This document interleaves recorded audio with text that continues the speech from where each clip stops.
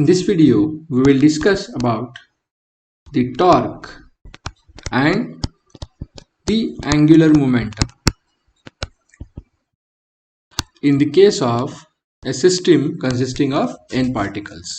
So let us start the discussion by defining these two quantities. Now suppose there is a particle, single particle at point P having mass m, and it can be located with respect to a coordinate frame having origin O with the help of a position vector r bar.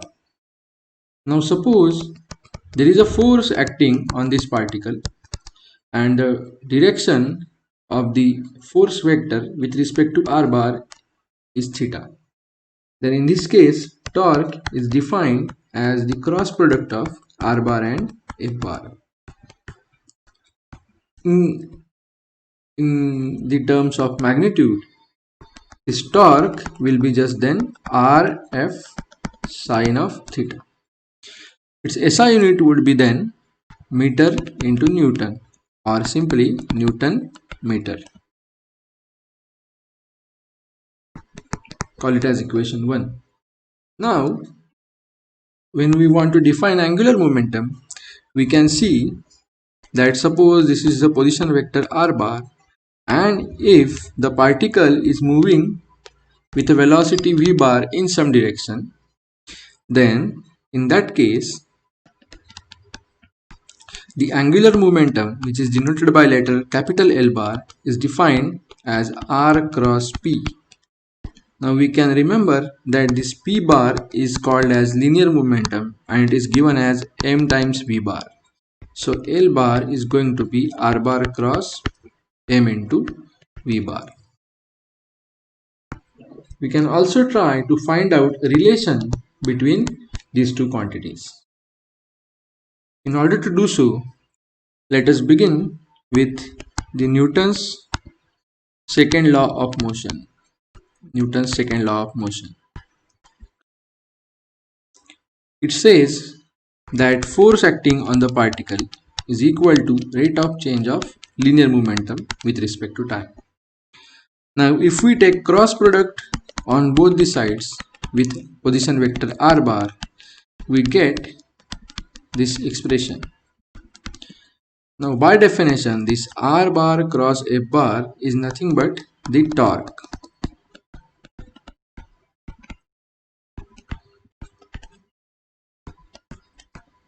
So call it as equation 3. Now we are going to compare this equation 3 with some other result, and the other result follows from the definition of angular momentum L bar, which is r cross p. Now if we differentiate this with respect to t, we get d L bar by dt is equal to d by dt of r cross p. Here we need to apply u into v rule for this differentiation, which gives us d r bar by dt cross p plus r bar cross d p bar by dt.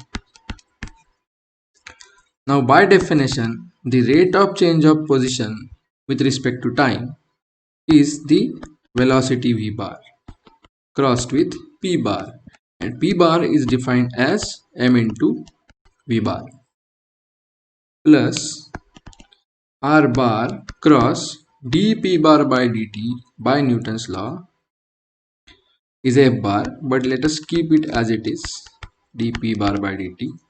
Now we note that v bar crossed with v bar should give us a 0 because cross product of parallel vectors is 0. So if we remove this term, we are left with dl bar by dt is equal to r bar crossed with dp bar by dt. Now this result can be compared with equation 3, and we see that right hand sides of both these equations are the same. So the left hand sides must be same, and we get a relation which says that torque is equal to rate of change of angular momentum as a function of time. This is completely analogous to the Newton's second law of motion, which says that force is equal to rate of change of linear momentum as a function of time. So this one is an easy equation to remember. Now we should extend this discussion further for a system consisting of n particles.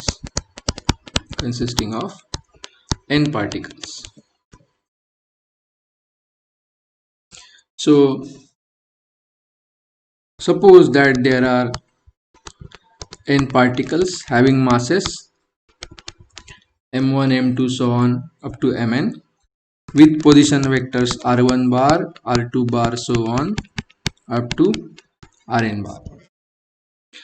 Now, for such a system, we can define the angular momentum of any ith particle as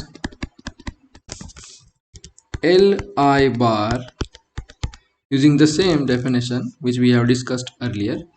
Li bar would be just Ri bar crossed with Pi bar. Say this is equation number 5.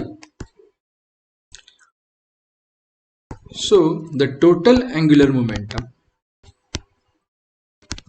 would be then L bar would be vector sum of all the individual angular momenta of the n particles. So summation, where I runs from 1 to n, over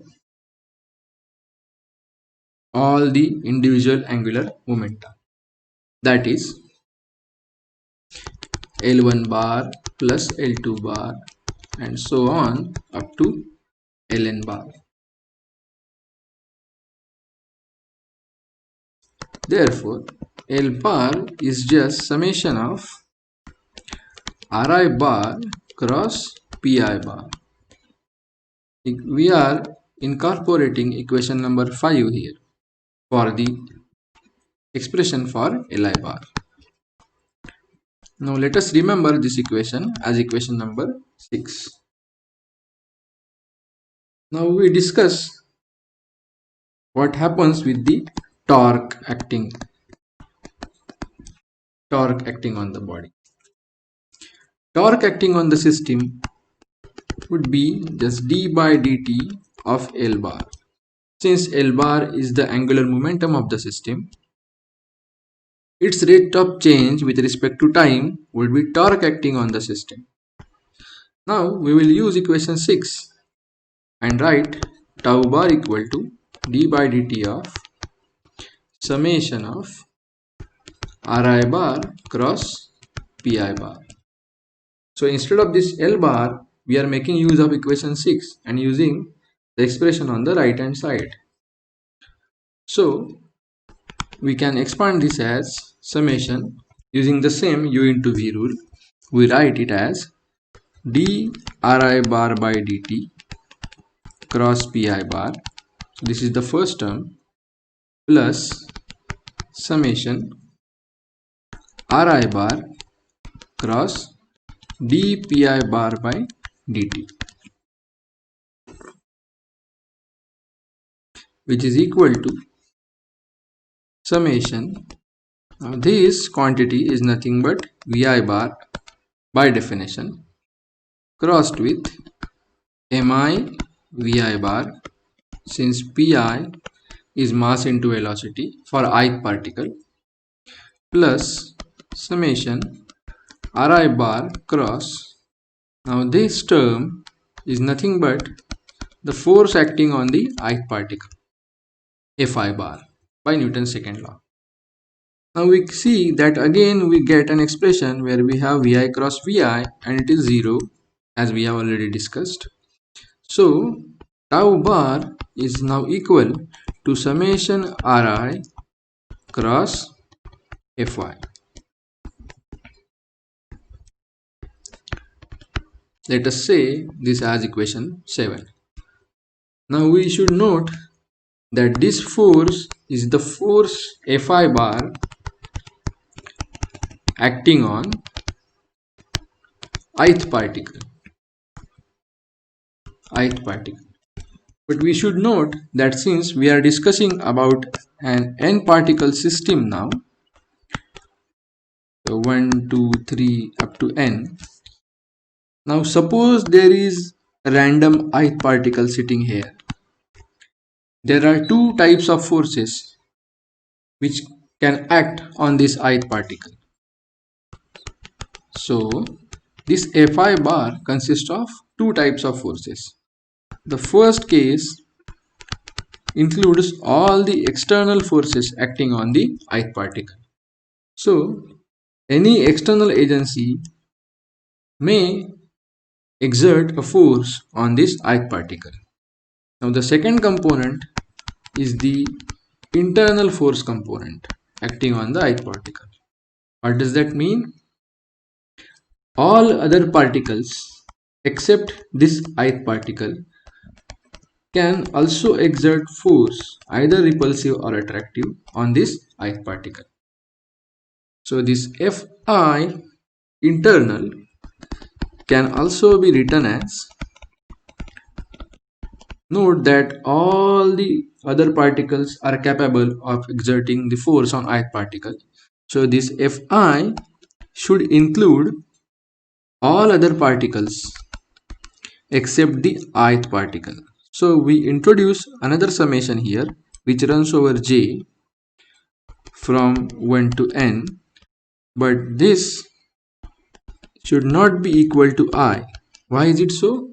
Because a particle cannot exert force on itself, and we write it as Fij. So this notation implies that if we say F12, that is the force exerted by second particle on first particle. If we say F32, this is the force exerted by second particle on third particle, and so on. But in any case, we cannot have F11 or F22, because that means that force exerted by second particle on second particle itself, which cannot happen. So this summation notation, which runs over j, takes care of all the internal forces acting on the ith particle. So if we can use equation 8 for Fi bar, this torque now becomes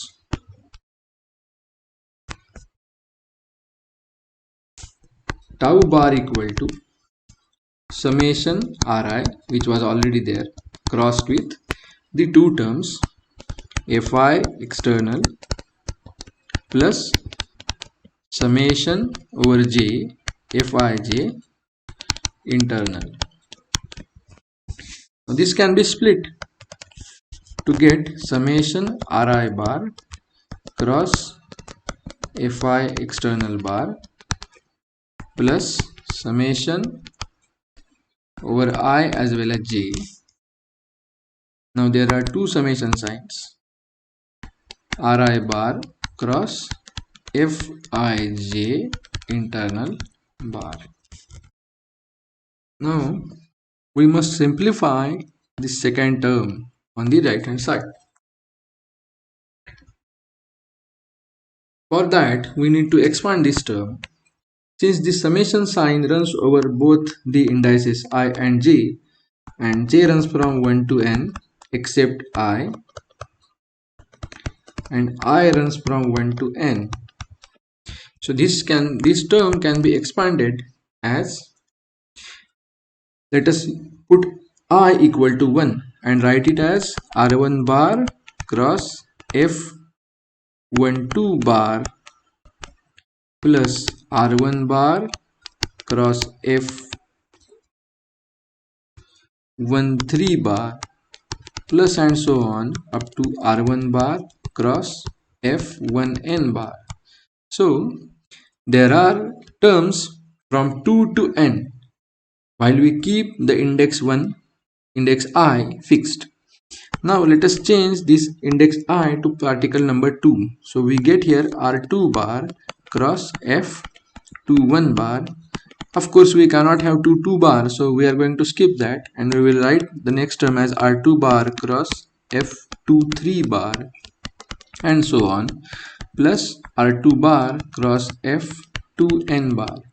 So in this direction we are changing the index j, in this direction we are changing the index I. Anyway, we can see that there exists a pair and there are going to be such pairs for F12 and F21, similarly for F23 and F32. For F32 we should have here R3 bar, right? So all these have, or all these terms exist in pairs. Now let us take one of these pairs, and we know that since F12 bar has to be equal to minus of F21 bar by virtue of Newton's third law, that every action force has an equal and opposite force. So if particle 1 exerts a force F12 bar on particle 2, an equal and opposite force F21 bar is exerted by particle 2 on particle 1. So using this fact, F12 bar is just equal to minus of F21 bar. So we can combine these two terms and write this as F12 bar crossed with R1 bar plus R2 bar crossed with minus of F12 bar. So instead of F21 bar, we are writing it as minus of F12 bar since they are equal and opposite. So F12 bar can be taken common and we are left with R1 bar minus R2 bar. Now we should see that suppose this is particle number 1 and this is particle number 2. This is R1 bar. Now this is R2 bar. R1 bar minus R2 bar is then directed along the line joining the two particles. And further note that this force F12 bar is exerted by first particle on second particle. So even that F12 bar is also directed along the same direction as that of R1 bar minus R2 bar. So anyway, these two terms are parallel. And parallel terms, when we have a cross product of them, should give us 0. So this pair results in 0. Similar is the case with all such pairs of R2 bar, R3 bar up to Rn bar.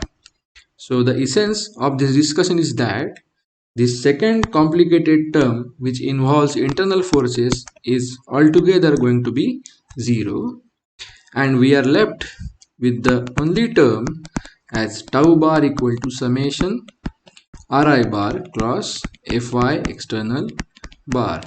Now we note from our earlier definition that if there is a particle with position vector Ri bar under the action of a force Fi bar, the cross product of Ri and Fi is the torque acting on that particle. So this is just the tau I bar. So torque of the system, torque acting on the entire system is just the summation of torque acting on the individual particles. So this is a very simple but elegant result which we should remember. We can also look at a simple principle called principle of conservation of angular momentum, which is completely analogous to the principle of conservation of linear momentum.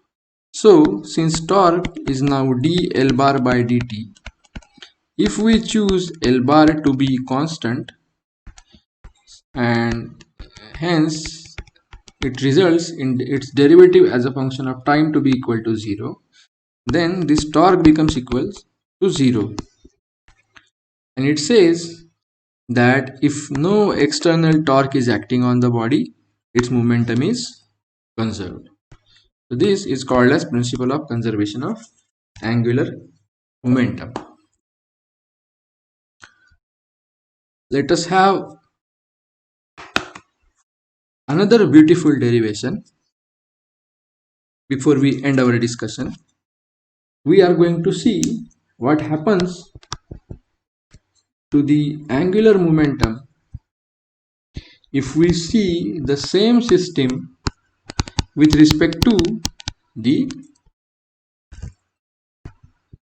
center of mass of the system. Center of mass of the system. For that, we'll again use the Cartesian frame, and let us say there is a system of n particles.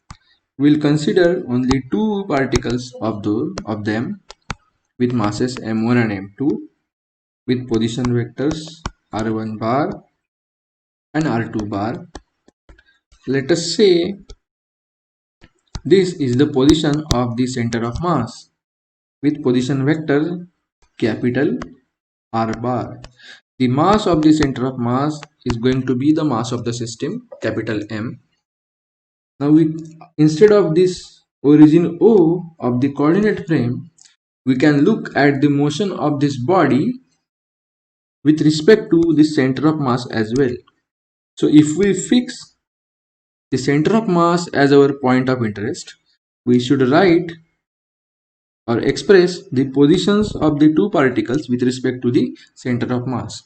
So let us label them as R1 dash bar and R2 dash bar. So all the dashed quantities are defined with respect to the center of mass and not with respect to the origin O of the coordinate frame.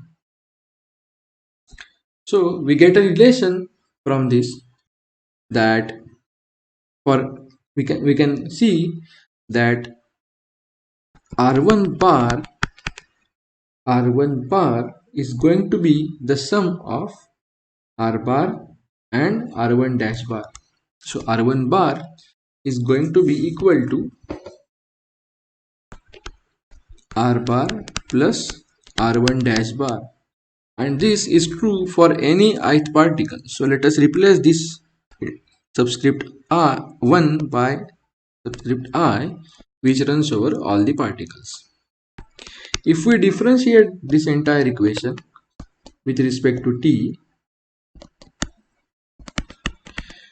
we get the corresponding velocities. So dr by dt is v. So we get vi bar equal to capital V bar plus vi dash bar. So vi bar is the velocity of ith particle with respect to origin O. Capital V bar is the velocity of center of mass, and vi dash bar is the velocity of ith particle with respect to the center of mass frame.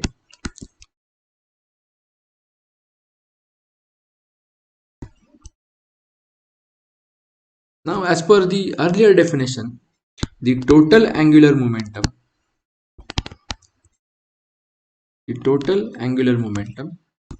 of the system L bar is going to be summation of Li bar, which is summation of Ri bar cross Pi bar. Now in this equation, let us use these two equations and substitute for Ri bar and Pi bar. So equal to, now note that this Pi bar is Mi Vi bar, and now we are going to substitute for Vi bar. So this is equal to summation, instead of Ri, let us write it as capital R bar plus Ri dash bar cross Mi. So Pi is Mi Vi, so we are keeping the Mi term as it is, and instead of Vi, let us use equation 2 and write it as capital V bar cross, capital V bar plus Vi dash bar, which gives us 4 terms, because this is first term, second term, third term and fourth term with a cross multiplication or cross product. So in all we get four different terms under the summation sign. Let us write the four terms one by one. So this is equal to summation mi times r bar cross v bar plus summation so r bar cross v bar. Now the second term, which is r bar crossed with mi into vi dash bar plus summation, now this ri dash bar crossed with mi v bar. Similarly, the last term gives us summation ri dash bar crossed with mi vi dash bar. So these are the four terms which result from the expansion of previous step. Now this r bar and v bar doesn't have any summation sign, and summation mi is just capital M, which is the mass of the system. So we have summation mr bar cross v bar, and we know that this is also r bar cross mv bar. So by definition we see that this is r bar cross pcm bar. So mass into velocity of center of mass is the linear momentum of center of mass. The first term is taken care of. Now the last term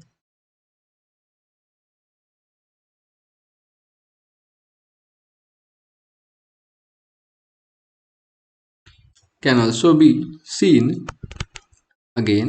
So we see that this is ri dash bar cross mi into vi dash bar would be just pi dash bar, since mass into velocity is linear momentum, which will be by definition equal to li dash bar. Li dash bar. What is li dash? It is ri dash cross pi dash, that is the angular momentum of ith particle with respect to center of mass. So summation of all the li dash would give us simply l dash bar. Now what is l dash bar? It is the angular momentum or total angular momentum of the system, but with respect to the center of mass. Now remember that this is L bar. So on the left hand side we have L bar, and L bar is the same total angular momentum but with respect to origin O, and this L dash bar is the total angular momentum with respect to the center of mass. So we are done with the two terms.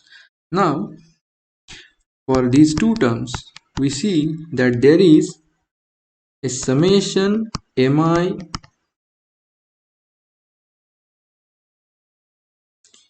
vi dash term, and here we get a summation mi ri dash term.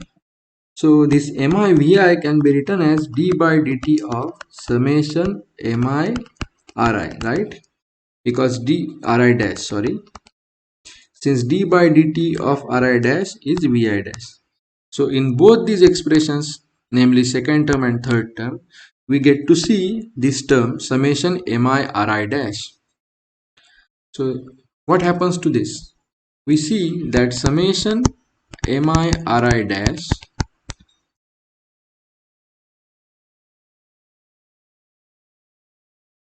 is equal to summation mi into, now this ri dash, if we look at equation 1, ri dash is just ri bar minus r bar, right? So we can adjust the terms and see that ri dash is ri minus r bar. So here we should write it as ri bar minus r bar. So this gives us summation mi ri bar minus summation mi r bar, which is equal to, by definition of center of mass, the summation mi ri is m r bar minus the summation mi gives us m r bar, which is equal to 0. So this factor comes out to be equal to 0. So as a result, these two terms just disappear. Now what we are left with is this, that L bar is equal to R bar cross PCM bar plus L dash bar. Now we see again by the definition of angular momentum that R bar cross PCM bar has to be LCM bar. What is this LCM bar? LCM bar is the angular momentum of center of mass with respect to O. L bar is the total angular momentum of the system with respect to O. L dash bar is the total angular momentum of the system with respect to center of mass. So as a result, we see that the total angular momentum of the system is the summation of the angular momentum of the center of mass and the angular momentum of the system with respect to the center of mass. Thank you.